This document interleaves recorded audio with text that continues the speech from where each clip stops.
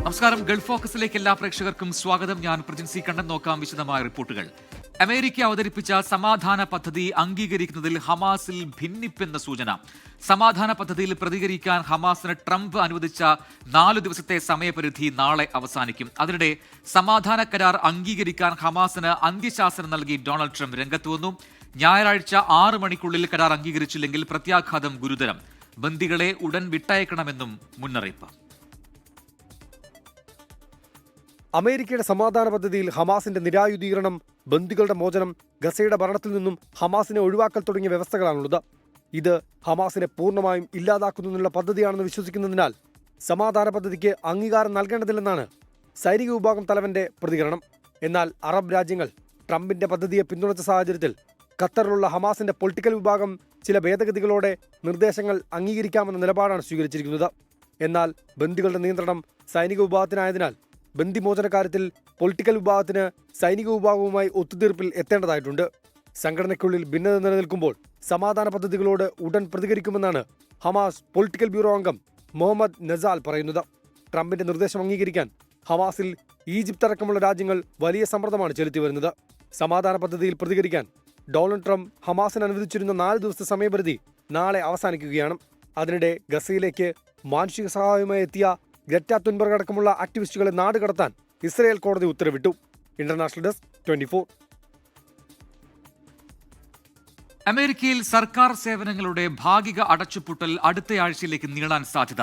സർക്കാർ ജീവനക്കാരുടെ കൂട്ടപ്പിരിച്ചുവിടൽ ഇന്ന് ആരംഭിക്കുമെന്ന് ട്രംപ് ഭരണകൂടം അറിയിച്ചു. ഹ്രസ്വകാല ധനവിനിയോഗ ബിൽ ഇന്ന് വീണ്ടും സെനറ്റിൽ അവതരിപ്പിക്കും. പാഴ്മരങ്ങൾ വെട്ടാൻ ലഭിക്കുന്ന സുവർണാവസരമാണ് ഷട്ട്ഡൌൺ കാലമെന്ന് ഡൊണാൾഡ് ട്രംപ് പറഞ്ഞു. ഹ്രസ്വകാല ധനവിനിയോഗ ബിൽ ഇന്ന് US സെനറ്റിൽ വീണ്ടും അവതരിപ്പിക്കപ്പെടുമ്പോൾ ഡെമോക്രാറ്റുകൾ ബില്ലിനെ പിന്തുണയ്ക്കില്ലെന്നാണ് റിപ്പോർട്ടുകൾ. ബിൽ പാസ്സാകാതെ വന്നാൽ സർക്കാർ സേവനങ്ങളുടെ ഭാഗിക അടച്ചുപൂട്ടൽ നീളും. ഇന്നു മുതൽ സർക്കാർ ജീവനക്കാരുടെ കൂട്ടപ്പിരിച്ചുവിടൽ ആരംഭിക്കുമെന്നാണ് വൈറ്റ് ഹൌസ് വ്യക്തമാക്കിയിരിക്കുന്നത്. നിലവിൽ 7.5 ലക്ഷത്തോളം വരുന്ന സർക്കാർ ജീവനക്കാർ ശമ്പളരഹിത നിർബന്ധിത അവധിയിലാണ്. ഇപ്പോഴത്തെ അടച്ചുപൂട്ടലിനെ അവസരമായി കണക്കാക്കി നികുതിപ്പണം പാഴാക്കുന്ന ഏജൻസികളെ ലക്ഷ്യമിടുമെന്ന് ട്രംപ് വ്യക്തമാക്കിയിരുന്നു. അതിനിടെ ധനവിനിയോഗ ബിൽ പാസ്സായില്ലെങ്കിൽ താഴ്ന്ന വരുമാനക്കാർക്കുള്ള ഭക്ഷ്യസഹായ പദ്ധതിയായ WICക്കുള്ള ധനസഹായം തീർന്നുപോകുമെന്ന് റിപ്പോർട്ടുകളുണ്ട്. അതേസമയം ധനവിനിയോഗ ബില്ലിൽ ആരോഗ്യ ഇൻഷുറൻസ് സബ്സിഡികൾ ഉൾപ്പെടുത്തണമെന്ന ഡെമോക്രാറ്റുകളുടെ ആവശ്യങ്ങൾ അംഗീകരിക്കില്ലെന്ന നിലപാടിൽ തന്നെയാണ് ട്രംപ് ഭരണകൂടം. വാഷിംഗ്ടൺ, ന്യൂയോർക്ക് തുടങ്ങിയ സ്ഥലങ്ങളിലെ മ്യൂസിയങ്ങളിലേക്ക് ഇന്നലെ സന്ദർശകരെ പ്രവേശിപ്പിച്ചില്ല. ജീവനക്കാർ കുറവായതിനാൽ ദേശീയ ഉദ്യാനങ്ങളിലേക്ക് പ്രവേശിക്കുന്നത് സന്ദർശകരുടെ ജീവന് ഭീഷണിയാണെന്നും അറിയിപ്പ് നൽകിയിട്ടുണ്ട്. International desk 24. പാകിസ്ഥാന് താക്കീതുമായി കരസേനാ മേധാവി ജനറൽ ഉപേന്ദ്ര ദ്വിവേദിയും വ്യോമസേനാ മേധാവി എയർ ചീഫ് മാർഷൽ AP സിംഗും ഭീകരവാദത്തെ പിന്തുണച്ചാൽ ഭൂപടത്തിൽ നിന്ന് ഇല്ലാതാക്കുമെന്നാണ് കരസേനാ മേധാവി ജനറൽ ഉപേന്ദ്ര ദ്വിവേദിയുടെ പ്രതികരണം. ഇതുവരെ കണ്ട യുദ്ധങ്ങൾ പോലെയായിരിക്കില്ല ഭാവിയിലെ യുദ്ധമെന്ന് വ്യോമസേനാ മേധാവി എയർ ചീഫ് മാർഷൽ AP സിംഗും പറഞ്ഞു. ഗുജറാത്തിൽ ഇന്നലെ പ്രതിരോധ മന്ത്രി രാജ്നാഥ് സിംഗ് പാകിസ്ഥാനെതിരെ രംഗത്തെത്തിയതിന് പിന്നാലെയാണ് കരവ്യോമസേനാ മേധാവികളുടെ മുന്നറിയിപ്പ്. ഭീകരവാദത്തെ പാകിസ്ഥാൻ വീണ്ടും പിന്തുണച്ചാൽ ഓപ്പറേഷൻ സിന്ദൂറിൽ സ്വീകരിച്ച സംയമനം ഭാവിയിൽ ഉണ്ടാകില്ലെന്ന് ജനറൽ ഉപേന്ദ്ര ദ്വിവേദി. രാജസ്ഥാനിൽ സൈനികരെ അഭിസംബോധന ചെയ്യുകയായിരുന്നു കരസേനാ മേധാവി. पाकिस्तान को सोचना पड़े कि उसे इतिहास में भूगोल में रहना है कि नहीं रहना है. अगर उसे भूगोल में अपनी जगह बनानी है तो उसके लिए उसे जो स्टेट स्पॉन्सर टेररिज्म जिसको हम बोलते हैं, यानी कि उसका देश जो टेररिज्म को स्पॉन्सर कर रहा है उसे रोकना पड़ेगा. ഓപ്പറേഷൻ സിന്ദൂറിൽ പാകിസ്ഥാന്റെ 5 F-16 യുദ്ധവിമാനങ്ങൾ തകർത്തുവെന്നും വ്യോമസേനാ മേധാവി chief marshal AP Singh. Operation സിന്ദൂറിലൂടെ ഇന്ത്യയുടെ കരുത്ത് ലോകം കണ്ടെന്ന് വ്യോമസേനാ മേധാവി. We have signs of one C-130 class of aircraft, one AEWC class of aircraft, and at least 4 to 5 fighter aircraft, most likely F-16 because that base happened to be F-16, which would have been under maintenance that time. 93ാമത് വ്യോമസേനാ ദിനാഘോഷത്തോടനുബന്ധിച്ച് സംസാരിക്കുകയായിരുന്നു വ്യോമസേനാ മേധാവി. 24 ഡൽഹി. പാക് അധീന കശ്മീരിൽ സംഘർഷം 4ാം ദിവസവും രൂക്ഷമായി തുടർന്നു. സൈനിക വാഹനങ്ങളടക്കം പ്രതിഷേധക്കാർ കത്തിച്ചു. നിരവധി നേതാക്കളെ പാക് സേന അറസ്റ്റ് ചെയ്തു. പാക് അധീന കശ്മീരിൽ ഭീകരമായ മനുഷ്യാവകാശ ലംഘനങ്ങളാണ് നടത്തുന്നതെന്ന് ഇന്ത്യൻ വിദേശകാര്യ മന്ത്രാലയം പ്രതികരിച്ചു. നേപ്പാളിലെ ജൻസി പ്രക്ഷോഭത്തിന് സമാനമായ ദൃശ്യങ്ങളാണ് പാക് അധീന കശ്മീരിലെ മുസഫറാബാദ്, മിർപൂർ, പൂഞ്ച്, നീലം, ഭീംബർ എന്നിവിടങ്ങളിൽ നിന്നും പുറത്തുവരുന്നത്. രാഷ്ട്രീയവും സാമ്പത്തികവുമായ അവഗണനയ്ക്കെതിരെ 38 ആവശ്യങ്ങൾ ഉന്നയിച്ചുള്ള ജനകീയ പ്രതിഷേധം 4ാം ദിവസത്തിലും രൂക്ഷമായി തുടരുകയാണ്. കൂടുതൽ സൈന്യത്തെ ഇറക്കി അടിച്ചമർത്താനുള്ള ഭരണകൂടത്തിന്റെ നീക്കത്തിനെതിരെ സ്കൂൾ വിദ്യാർത്ഥികളടക്കം തെരുവിലിറങ്ങി. സൈന്യത്തിന്റെ നിരവധി വാഹനങ്ങൾ പ്രതിഷേധക്കാർ കത്തിച്ചു. അടിയന്തര ഇടപെടൽ ആവശ്യപ്പെട്ട പാക് അധീന കശ്മീരിലെ രാഷ്ട്രീയ പാർട്ടികൾ ഐക്യരാഷ്ട്രസഭയുടെ മനുഷ്യാവകാശ കൗൺസിലിനെ സമീപിച്ചു.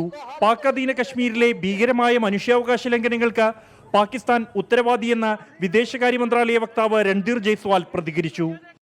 We believe that it is a natural consequence of Pakistan's oppressive approach and systemic plundering of resources from these territories, which remain under its forcible and illegal occupation. സംഘർഷം രൂക്ഷമായതോടെ കഴിഞ്ഞ ദിവസം സർക്കാർ പ്രതിനിധികൾ വിവിധ സംഘടനകളുമായി ചർച്ച നടത്തിയെങ്കിലും ഫലം കണ്ടില്ല. പ്രതിഷേധക്കാർക്ക് നേരെ സൈന്യം നടത്തിയ വെടിവെപ്പിൽ ഇതുവരെ 12 പേർ കൊല്ലപ്പെട്ടു. 200-ലേറെ പേർ പരിക്കേറ്റ് ആശുപത്രിയിലാണ്. 24 ഡൽഹി. ശബരിമല ക്ഷേത്രത്തിലെ ദ്വാരപാലക ശില്പത്തിൽ സ്വർണം പൂശിയതുമായി ബന്ധപ്പെട്ട സംഭവത്തിൽ മറ നീങ്ങാതെ ദുരൂഹത. 2019 ഉണ്ണികൃഷ്ണൻ പോറ്റി കൊണ്ടുവന്നത് ചെമ്പുപാളികളെന്ന് അറ്റകുറ്റപ്പണി നടത്തിയ ചെന്നൈയിലെ സ്മാർട്ട് ക്രിയേഷൻസ് വെളിപ്പെടുത്തി.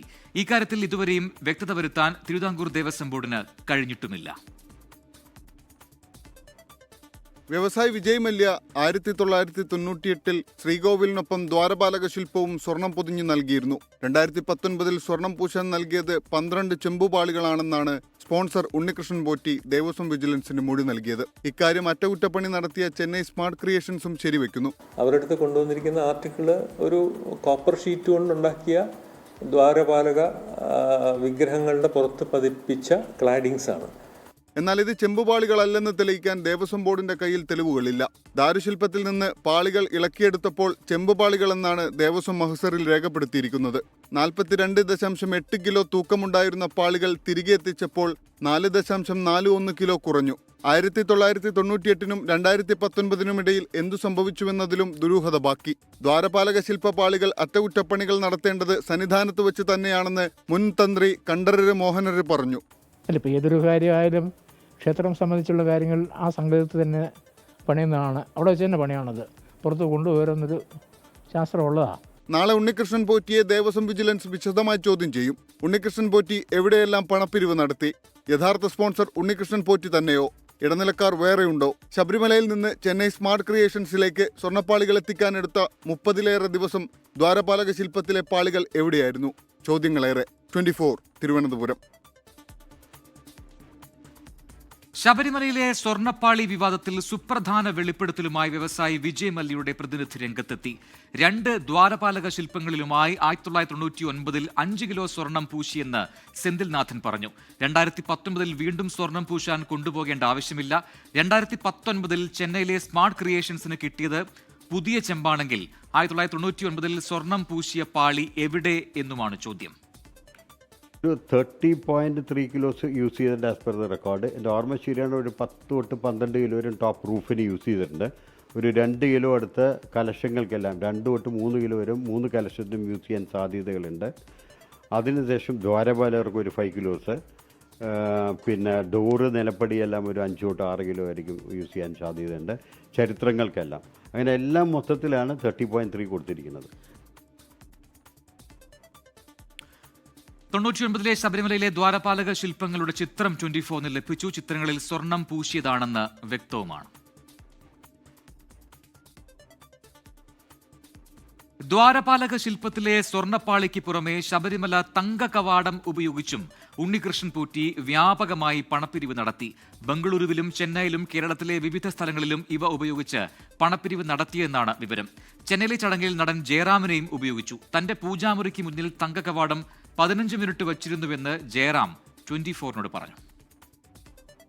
സമ്പന്നരായ അയ്യപ്പ ഭക്തന്മാരുടെ വിശ്വാസം ഉണ്ണികൃഷ്ണൻ പോറ്റി ചൂഷണം ചെയ്തതിന്റെ വിവരങ്ങളാണ് പുറത്തുവരുന്നത്.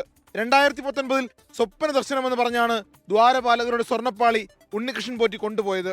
ഒപ്പം വിജയ് മല്യ സ്വർണം പൂശി നൽകിയ ശ്രീകോവിൽ കവാടം മാറ്റണമെന്നും സ്പോൺസർ ഉണ്ടെന്നും ഉണ്ണികൃഷ്ണൻ പോറ്റി പറഞ്ഞു.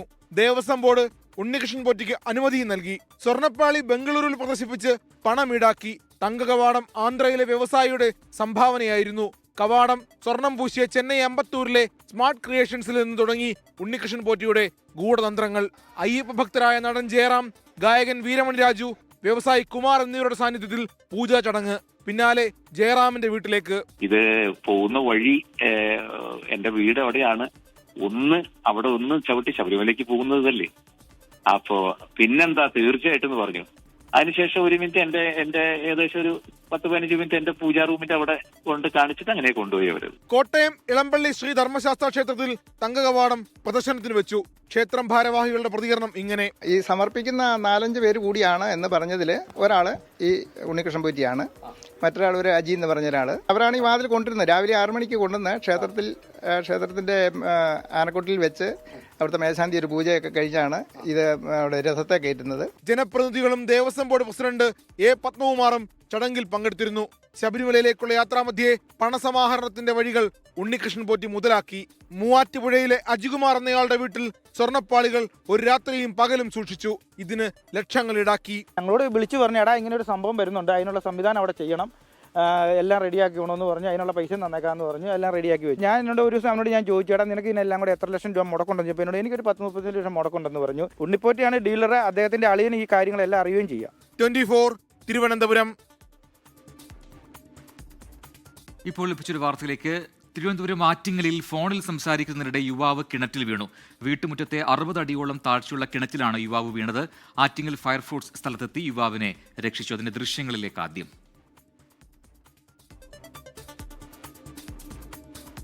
മേഘന മുരളി ചേരുന്നുണ്ട് കൂടുതൽ വിവരങ്ങളുമായി ടെലിഫോൺ ലൈനിൽ. മേഘന, എന്തായാലും അപകടമൊന്നും പറ്റിയിട്ടില്ല എന്നാണ് പ്രതീക്ഷിക്കുന്നത്. പരുക്കുണ്ടോ ഇയാൾക്ക്?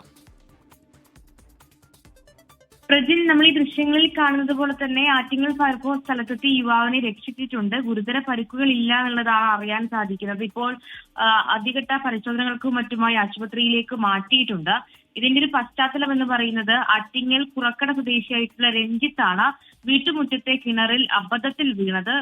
ജോലി കഴിഞ്ഞു വന്ന് ഫോണിൽ സംസാരിക്കുകയായിരുന്നു കിണറിന് മുന്നിൽ നിന്ന്. അങ്ങനെ ഫോണിൽ സംസാരിച്ച് അബദ്ധത്തിൽ കിണറ്റിലേക്ക് വീഴുകയായിരുന്നു എന്നുള്ളതാണ് ലഭിക്കുന്ന വിവരങ്ങൾ. അതിൽ ഈ കിണറിന് 60 അടിയോളം താഴ്ചയുണ്ട്, അതുപോലെ തന്നെ 10 അടിയോളം വെള്ളവുമുള്ള കിണറാണ്.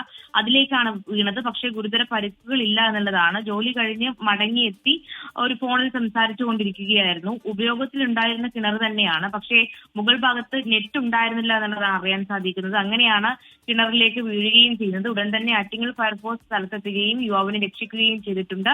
ഗുരുതര പരുക്കുകളില്ല. ശരി, മേഘന മുരളിയാണ് വിശദാംശങ്ങൾ നൽകിയത്. കരൂർ ദുരന്തത്തിൽ TVK നേതാവ് വിജയ്ക്ക് മദ്രാസ് ഹൈക്കോടതിയുടെ രൂക്ഷ വിമർശനം. അപകടത്തിന് പിന്നാലെ നേതാവ് മുങ്ങിയെന്നും TVK എന്തൊരു പാർട്ടിയാണെന്നും കോടതി പരിഹസിച്ചു. മനുഷ്യനിർമ്മിത ദുരന്തമെന്ന് പരാമർശം നടത്തിയ കോടതി വിഷയത്തിൽ പ്രത്യേക അന്വേഷണ സംഘത്തെ നിയോഗിച്ചു. ദേശീയപാതകളിൽ പ്രകടനങ്ങളും പൊതുയോഗങ്ങളും കോടതി തൽക്കാലത്തേക്ക് വിലക്കി. അതിനിടെ TVK സംസ്ഥാന ഭാരവാഹികളായ N ആനന്ദിന്റെയും നിർമ്മൽ കുമാറിന്റെയും മുൻകൂർ ജാമ്യാപേക്ഷ കോടതി തള്ളി. സ്വന്തം പാർട്ടിയുടെ പരിപാടിക്കെത്തിയ സ്ത്രീകളും കുട്ടികളും മരിച്ചു കിടക്കുമ്പോൾ നേതാവ് മുങ്ങി. ഇതെന്ത് നേതാവാണ്? ഇതെന്ത് പാർട്ടിയാണ്? കരൂർ അപകടത്തിൽ TVK അധ്യക്ഷൻ വിജയ്ക്കെതിരെ കേസെടുക്കണമെന്ന ഹർജി പരിഗണിച്ച മദ്രാസ് ഹൈക്കോടതി പ്രിൻസിപ്പൽ ബെഞ്ച് അതിരൂക്ഷ വിമർശനമാണ് വിജയ്ക്കെതിരെ നടത്തിയത്. ഖേദം പ്രകടിപ്പിക്കാതിരുന്ന നേതാവിന്റെ മനോനില വ്യക്തമായി. പാർട്ടി പ്രവർത്തകർ പോലും സംഭവ സ്ഥലത്ത് നിന്ന് കടന്നുകളഞ്ഞുവെന്നും കോടതി വിമർശിച്ചു. പിന്നാലെയാണ് നോർത്ത് സോൺ IG അസ്ര ഗാർഗിന്റെ നേതൃത്വത്തിൽ പ്രത്യേക സംഘം കേസ് അന്വേഷിക്കണമെന്ന് കോടതി ഉത്തരവിട്ടത്. കരൂരിലേത് മനുഷ്യനിർമ്മിത ദുരന്തമാണെന്ന് അഭിപ്രായപ്പെട്ട കോടതി ഹർജിയിൽ സംസ്ഥാന സർക്കാരിനെയും രൂക്ഷമായി വിമർശിച്ചു. വിജയോട് സർക്കാരിന് വിധേയത്വമുണ്ടോ എന്ന് ചോദിച്ച കോടതി പോലീസിന്റെ നിഷ്ക്രിയത്വം അത്ഭുതപ്പെടുത്തിയെന്നും അഭിപ്രായപ്പെട്ടു. ഇതിനിടെ ദേശീയ സംസ്ഥാന പാതകളിൽ പാർട്ടി റാലികളും പരിപാടികളും നടത്തുന്നത് ഹൈക്കോടതി മധുരൈ ബെഞ്ച് നിരോധിച്ചു. TVK നേതാക്കളായ N ആനന്ദ്, CT നിർമ്മൽ കുമാർ എന്നിവരുടെ മുൻകൂർ ജാമ്യാപേക്ഷ കോടതി തള്ളി. ഇരുവരുടെയും അറസ്റ്റ് ഉടനുണ്ടാകും. CBI അന്വേഷണം ആവശ്യപ്പെട്ടുള്ള 2 ഹർജികൾ തള്ളിയ കോടതി TVKയുടെ ഹർജി ഇന്ന് പരിഗണിച്ചില്ല. മുഹമ്മദ് റഹീസ്, 24, ചെന്നൈ. കോഴിക്കോട് ആസ്ഥാനമായി പ്രവർത്തിക്കുന്ന ഡോപ്പ അക്കാദമിയുടെ ആഭിമുഖ്യത്തിൽ ജിദ്ദയിൽ എൻട്രൻസ് കോച്ചിംഗ് ഓറിയന്റേഷൻ പ്രോഗ്രാം സംഘടിപ്പിച്ചു. എൻട്രൻസ് പരീക്ഷകൾക്ക് തയ്യാറെടുക്കുന്ന വിദ്യാർത്ഥികളും രക്ഷിതാക്കളും ഉൾപ്പെടെ 100 കണക്കിന് ആളുകൾ പങ്കെടുത്തു. മെഡിക്കൽ എഞ്ചിനീയറിംഗ് എൻട്രൻസ് പരീക്ഷകൾക്ക് തയ്യാറെടുക്കുന്ന പ്രവാസി വിദ്യാർത്ഥികൾക്ക് മാർഗനിർദ്ദേശം നൽകുന്നതിനാണ് ഡോപ്പ അക്കാദമിയുടെ ആഭിമുഖ്യത്തിൽ ജിദ്ദയിൽ എൻട്രൻസ് കോച്ചിംഗ് ഓറിയന്റേഷൻ പ്രോഗ്രാം സംഘടിപ്പിച്ചത്. എൻട്രൻസ് പരീക്ഷകൾക്ക് തയ്യാറെടുക്കുന്ന നിരവധി വിദ്യാർത്ഥികളും രക്ഷിതാക്കളും പരിപാടിയിൽ പങ്കെടുത്തു. വിവിധ സെഷനുകളിൽ ഡയറക്ടർമാരായ അഫ്സൽ സഫ്വാൻ, ഡോക്ടർ ആസിഫ്, ഡോക്ടർ ജംഷിദ് അഹമ്മദ് തുടങ്ങിയവർ ക്ലാസുകളെടുത്തു. ഡോപ്പ ഇന്റഗ്രേറ്റഡ് സ്കൂളിന് കീഴിൽ GCCയിലെ വിദ്യാർത്ഥികൾക്കായി പ്രത്യേക ബാച്ച് പരിപാടിയിൽ ലോഞ്ച് ചെയ്തു. ഗൾഫ് രാജ്യങ്ങളിലെ വിദ്യാർത്ഥികൾക്കായി പ്രത്യേക അഭിരുചി ടെസ്റ്റ് നടത്തുമെന്ന് ഡോക്ടർ ആസിഫ് പറഞ്ഞു. സിമിലർലി നമ്മൾ വരുന്ന ഒക്ടോബർ 18 നടക്കാനിരിക്കുന്ന ഓൾ GCC എല്ലാ GCC കൺട്രീസിലും 10th ക്ലാസ്സിലെ കുട്ടികൾക്കുള്ള ആപ്റ്റിറ്റ്യൂഡ് കം അവരുടെ സയൻസ് സൈസാറ്റ് എക്സാമിൻ്റെ ഒരു ലോഞ്ച് നമുക്ക് നടത്താൻ പറ്റിയെന്നുള്ളതാണ്. അപ്പം കുറേ പാരൻസിനോട് സംവദിക്കാനും നമ്മളെ നാട്ടിലോട്ട് കുട്ടികളെ അയക്കുന്ന സമയത്ത് ഉണ്ടാകുന്ന കൺസേൺസും ഒക്കെ നമുക്ക് ഡിസ്കസ് ചെയ്യാനും ഈ ഒരു സെഷനിലൂടെ പറ്റിയെന്നുള്ളതാണ്. ഇപ്പം റീസെൻ്റ്ലി നടന്ന നീറ്റ് എക്സാമിൽ കേരള 6th റാങ്ക് വാങ്ങാനും ഓൾമോസ്റ്റ് ഇന്ത്യയിലുള്ള പ്രീമിയം മെഡിക്കൽ കോളേജുകളിലൊക്കെ കുട്ടികളെ പഠിപ്പിക്കാനുള്ള എൻട്രൻസ് നമ്മളെല്ലാ ഡോപ്പ അലൂമിനീസൊക്കെ അത്രയും ക്യാമ്പസുകളിൽ പഠിക്കുന്നുണ്ട്. കോഴിക്കോട് മെഡിക്കൽ കോളേജിലെ ഏതാനും പൂർവ്വ വിദ്യാർത്ഥികൾ 2020 ആരംഭിച്ച കോച്ചിംഗ് സ്ഥാപനമാണ് ഡോപ്പ. നിലവിൽ 5000-ഓളം വിദ്യാർത്ഥികൾ പഠിക്കുന്നു. 10ാം ക്ലാസ് പഠനം പൂർത്തിയാക്കിയ വിദ്യാർത്ഥികൾക്ക് +2വിനോടൊപ്പം മെഡിക്കൽ എഞ്ചിനീയറിംഗ് കോച്ചിങ്ങും റിപ്പീറ്റ് പ്രോഗ്രാമും ഡോപ്പ നടത്തിവരുന്നു. CP സായിദ് തങ്ങൾ, ഇബ്രാഹിം അബൂബക്കർ, സാബിത്ത്, അഷ്റഫ് മാസ്റ്റർ തുടങ്ങിയവർ നേതൃത്വം നൽകി. ജലീൽ കണ്ണമംഗലം, 24 ജിദ്ദ. അൽ ഹാസ്മി സൂപ്പർ മാർക്കറ്റിന്റെ പുതിയ ശാഖ ജിദ്ദയിൽ തുറന്നു. വിശാലമായ സ്റ്റോറിൽ മികച്ച ഓഫറുകൾ ലഭ്യമാണെന്ന് മാനേജ്മെന്റ് അറിയിച്ചു. 2 നിലകളിലായി പ്രവർത്തിക്കുന്ന സ്റ്റോറിൽ വീട്ടുപകരണങ്ങൾ, പഴം, പച്ചക്കറികൾ തുടങ്ങിയവയുടെ വിപുലമായ ശേഖരമാണ് ഒരുക്കിയിരിക്കുന്നത്. ജിദ്ദയിലെ അൽഖുംറ ഷാറ ഖെർണിയയിൽ മഖബർ കടത്താണ് അസ്വാഖ് അൽ ഹാസ്മി എന്ന അൽ ഹാസ്മി സൂപ്പർ മാർക്കറ്റിന്റെ പുതിയ ബ്രാഞ്ച് പ്രവർത്തിക്കുന്നത്. സൗദിയിലെ 21ാമത്തെയും ജിദ്ദയിലെ ആദ്യത്തെയും ബ്രാഞ്ചാണിത്. 2 നിലകളിലായി 12,000-ഓളം ചതുരശ്ര അടിയിലാണ് പുതിയ ശാഖ ഒരുക്കിയിരിക്കുന്നത്. മറായ് അൽ ഹാസ്മി, MP അബ്ദുൽ ഗഫൂർ എന്നിവരുടെ സാന്നിധ്യത്തിൽ ഇബ്രാഹിം ഹസൻ അൽ ഹാസ്മി പുതിയ സ്റ്റോറിന്റെ ഉദ്ഘാടനം നിർവഹിച്ചു. اهتم الآن اليوم افتتاح الفرع 21 مجموعة الحازمي التجارية، ونسأل الله أن يوفق الجميع لما يحب ويرضاه. شكرا لكل من ساهم معنا وحضر معنا في هذا الافتتاح. افتتاح الفرع هذا يعتبر من الفروع الكبيرة في المملكة، وإن شاء الله نمتداد لسلسلة فروع الحازمي. نتمنى التوفيق للجميع. ഡയറക്ടർമാരായ Naushad Cherur, Nasar CP ചമാട്, Nasar PP Kaliyattumukku, Rasheed Parangodath, Fazil PP തുടങ്ങിയവർ ചടങ്ങിൽ പങ്കെടുത്തു. ജിദ്ദയിലെ കുമ്രയിലെ ഷാറ മക്ബറ റോട്ടിലാണ് ഈ സൂപ്പർ മാർക്കറ്റ് ഉള്ളത്. വളരെ വിശാലമായ ഒരു ഷോറൂമാണിത്. ബേക്കറിയും വെജിറ്റബിളും നട്ട്സും എല്ലാവിധ സാധനങ്ങളും ഇവിടെ അവൈലബിൾ ആണ്. ഏറ്റവും വില കുറഞ്ഞ രീതിയിൽ ഈ സാധനങ്ങൾ നമ്മൾ ജനങ്ങളിലേക്ക് എത്തിക്കുക എന്നുള്ളതാണ് നമ്മൾ ഉദ്ദേശിക്കുന്നത്. ഇവിടെ സംബന്ധിച്ചിടത്തോളം ഇവിടെ ഏറ്റവും കൂടുതൽ വിദേശികൾ തിങ്ങിപ്പാർക്കുന്ന ഒരു ഏരിയ കൂടിയാണ്. അപ്പോൾ അവർക്കും കൂടി ഉൾക്കൊള്ളാൻ പറ്റുന്ന രീതിയിലുള്ള സാധനങ്ങളാണ് ഇവിടെ നമ്മൾ കൂടുതലും ഇവിടെ ഉണ്ടാക്കിയിട്ടുള്ളത്.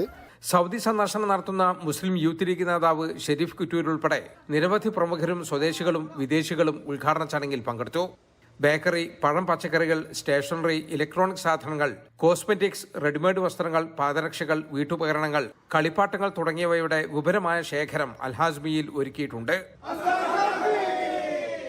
ജലീൽ കണ്ണമംഗലം, 24 ജിദ്ദ. ബോളിവുഡ് ഗായകൻ സുബീൻ ഗാർഗിന്റെ മരണത്തിൽ കൂടുതൽ അറസ്റ്റ്. സുബീന്റെ സഹഗായകരായ 2 പേരാണ് അറസ്റ്റിലായത്. മതിയായ തെളിവുകളുടെ അടിസ്ഥാനത്തിലാണ് അറസ്റ്റെന്ന് അന്വേഷണ സംഘം വിശദീകരിച്ചു. ഇതോടെ കേസിൽ അറസ്റ്റിലായവരുടെ എണ്ണം 4 പ്രശസ്ത ഗായകൻ സുബീൻ ഗാർഗിന്റെ സഹഗായകരായ ശേഖർ ജ്യോതി ഗോസ്വാമിയെയും അമൃത് പ്രഭ മഹന്തയെയുമാണ് അറസ്റ്റ് ചെയ്തത്. കേസിൽ ഇവർക്കെതിരായ തെളിവുകൾ ലഭിച്ചുവെന്നാണ് പ്രത്യേക അന്വേഷണ സംഘം അറിയിച്ചത്. സിംഗപ്പൂരിൽ 2 പേരും സുബീൻ ഗാർഗിനൊപ്പം ഉണ്ടായിരുന്നു. ഇരുവരെയും വിശദമായി ചോദ്യം ചെയ്യും. കേസിൽ നേരത്തെ അറസ്റ്റിലായ സിംഗപ്പൂരിലെ പരിപാടിയുടെ സംഘാടകനെതിരെയും സുബീന്റെ മാനേജറിനെതിരെയും കൊലക്കുറ്റം ചുമത്തിയിട്ടുണ്ട്. മനഃപൂർവ്വമല്ലാത്ത നരഹത്യ, ക്രിമിനൽ ഗൂഢാലോചന, അശ്രദ്ധ മൂലം മരണത്തിന് കാരണമാകൽ എന്നീ വകുപ്പുകളും ഇതിനു പുറമെ കുറ്റാരോപിതർക്കുമേൽ ചുമത്തിയിട്ടുണ്ട്. 24 ഡൽഹി. ഗൾഫ് ഫോക്കസ് പൂർത്തിയാവുന്നു. Good night. ലോകത്തെവിടെയായാലും ഏത് സമയത്തും 24 വാർത്തകളും ഓഗ്മെന്റഡ് റിയാലിറ്റി പാക്കേജുകളും എക്സ്പ്ലെയിനറുകളും വിശദമായി കാണാൻ ഞങ്ങളുടെ യൂട്യൂബ് ചാനൽ നിങ്ങൾക്ക് സബ്സ്ക്രൈബ് ചെയ്യാം.